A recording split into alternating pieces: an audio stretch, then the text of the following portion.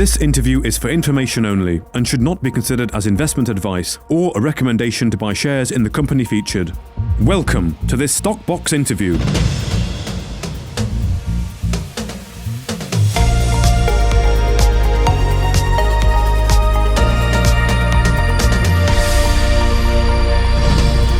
Well, joining us today is Jonathan Owen, the CEO of Metals One, following a project strategy update regarding their Black Schist project in Finland. Thank you very much for joining us today. Jonathan, how are you? Thank you, Mark. Great. Good to be here. Well, thank you for your time. I wonder if we can perhaps start by just recapping those results from the R1 hook drilling that you did earlier in the year and what that campaign yielded. Sure. Well, the aim of the campaign was twofold. It was to test for extensions to the R1 resource. That's the 28 million tons of nickel, cobalt, copper, zinc that we have. We identified some anomalies to the east, so we wanted to test the continuity of the geology and the grades from R1 in that direction. And that did yield some very interesting intersections of up to 14.7 meters of mineralized black schists at 0.18% nickel, etc.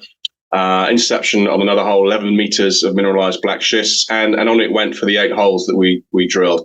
So I said it was twofold. So one was, as I said, to test the continuity of the R1. We're ultimately looking for significant expansion of our resource base. And secondfold, it was to really improve our understanding of black schist mineralization, its genesis, its lithology, petrology, and feed that into our prospecting model. And that certainly ticked the box there for us. Okay, yeah, so there's two elements there, the prospecting model and, of course, the extensions. So let's talk about the extensions first. You clearly feel there's further mineralization, as you say, to the east here. And you've secured new permits that enables you to then go and explore them at a later date.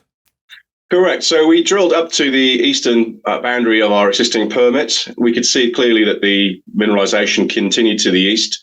So as you pointed out, we've pegged that ground. That is now reserved ground for Metals One, and we will continue the exploration in that direction. Now we'll wait till next winter, so January, February. That ground is slightly damp, boggy, so we want that to freeze over so we can move the drill rig around easily. So that's something we'll just put on the back burner for the moment and turn our focus to the P5 target, which is equally exciting over at Paltamo, which we'll approach now in April and May.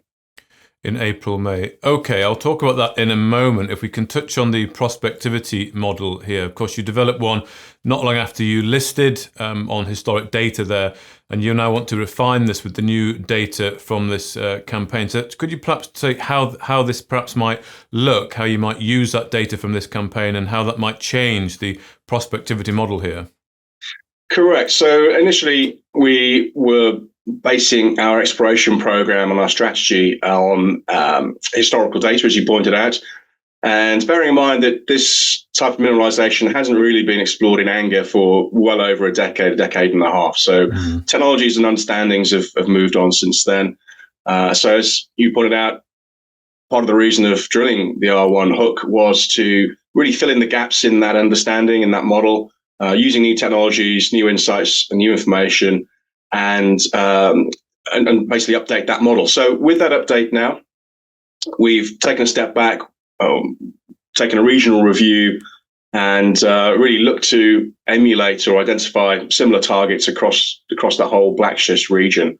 And as you've seen in previous RNSs, that's really given us a number of new targets. We've pegged new ground, new tenements across the region, and they're feeding into our work program now for the next 12 to 18 months. Okay, so let's talk about the strategy then. I noticed from the RNS there, you talk it was quite a long, detailed RNS there, lots of information in there. And I noticed at the end, you commented by saying your strategy includes rapidly converting our P5 exploration target to a mineral resource, followed by an expansion program with the ambition to realize in the longer term a resource in order of 200 million tons. So, pretty big there, really. So what strategy do you want to employ? What are we sort of talking here? You've mentioned there, of course, the extensions to the R1 we've talked about, and of course the P5. I know this K1 was mentioned in there as well. So if you can perhaps just give us the highlights of the strategy. Okay, so ultimately, where we're going as an exploration company is to unlock the value that's in the ground. So what that means for us is identifying those potential ore bodies, economic reserves, and increasing the confidence levels in the understanding of those ore bodies to a point where you can effectively build a business case, develop an NPV for the extraction, mining, marketing of that mineral. And that's where we, that's the whole point of this exercise. That's our destination. So, what does that look like in terms of black schist? What does a world-class mining operation look like in a black schist setting? And that for us is around about 200 million tons of black schist in the ground, mineralized black schist. And that would give us a life of mine of over 20 years at quite a large 20 million ton per annum production rate.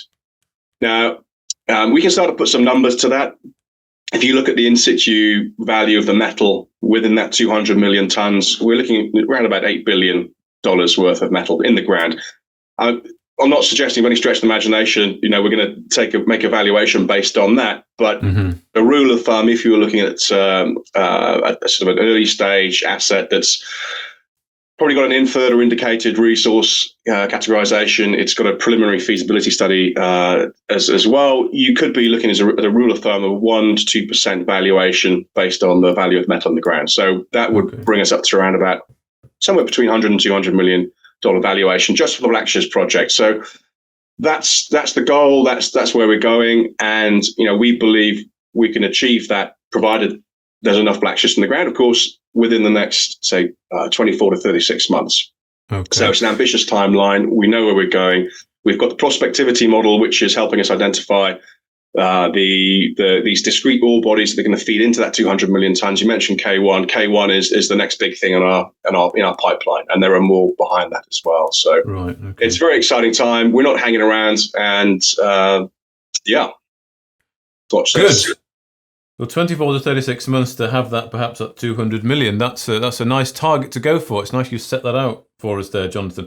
And when you talk about black schist, because of course we talked to a lot of exploration companies, we're normally talking different commodities, but when you talk about black schist, we're talking nickel, copper, cobalt, zinc. Is that right? Yeah. Okay. And then as well, when you talk about Tel Vivara style mineralization, probably worth just a few words, because I know it's a model that you're trying to replicate here, and it's sort of low cost, but it's also quite environmentally friendly, isn't it? Correct. So Tel Vivara is Europe's one of, if not Europe's largest nickel producers, and it effectively extracts the same ore body ore type that we're targeting. So it's a black schist project. They employ bioheap leaching to retrieve the metals from the mineral, and that is one of the lowest cost methods of production. Highly efficient. You're looking at 99% recoveries or yields of the metals in the ore, and also carries one of the lowest carbon footprints in terms of nickel production as well. Around about, if probably less than a tenth of the footprint of, for example, an Indonesian nickel laterite producer. Okay. Well, thank you very much for your time today, Jonathan Owen, the CEO there of Metals One. Thank you, Mark.